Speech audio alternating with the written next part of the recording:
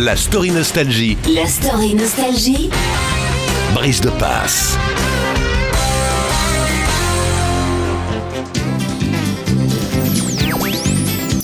Quand le babacouche Craddock est sorti de son bus Volkswagen. Début des années 80, Renault est devenu une véritable entreprise à lui tout seul. À vrai dire, la plus grosse de la chanson française.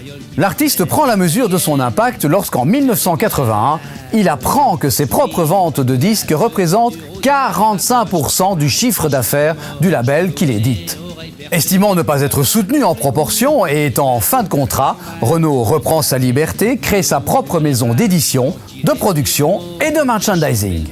Et il conclut un deal pour un montant record avec la firme Virgin pour la distribution de ses disques. Quant à la scène, il va frapper un grand coup.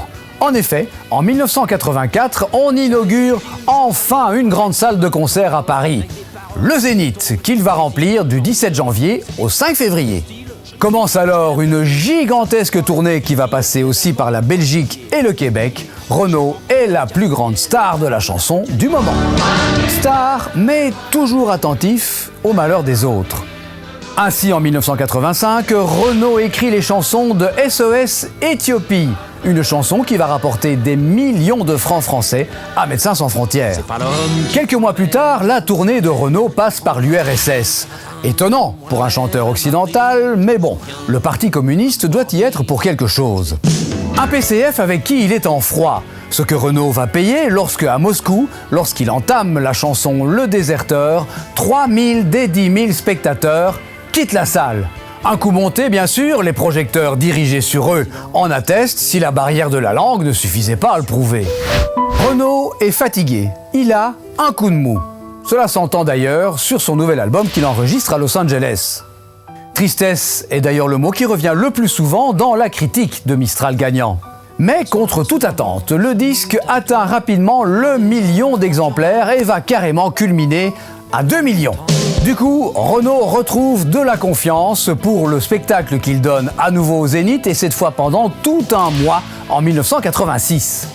Renault est même reçu sur le plateau de Apostrophe, l'émission de Bernard Pivot, pour la parution de son livre. Reconnaissance, médias et public, que demander de plus ? Pourtant, le malheur va frapper. Le 19 juin, Coluche se tue dans un accident de moto. Coluche et Renault étaient inséparables. Michel est d'ailleurs le parrain de Lolita, la fille de Renault. Et le monde s'écroule. Renault ne sortira pas d'album en 1987, c'est la déprime. Le disque qui paraît l'année suivante se nomme « Putain de camion », sans commentaire ni de promo. Et il va se vendre moins bien que Mistral gagnant pour cette raison. Mais qu'est-ce que vous voulez que ça lui fasse ? Enfoiré, on t'aimait bien. Maintenant on est tous orphelins. Putain de camion, putain de destin, tiens, ça craint. Enfoiré, on t'aimait bien.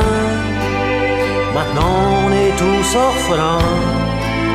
Putain de camion, putain de destin, tiens, ça craint.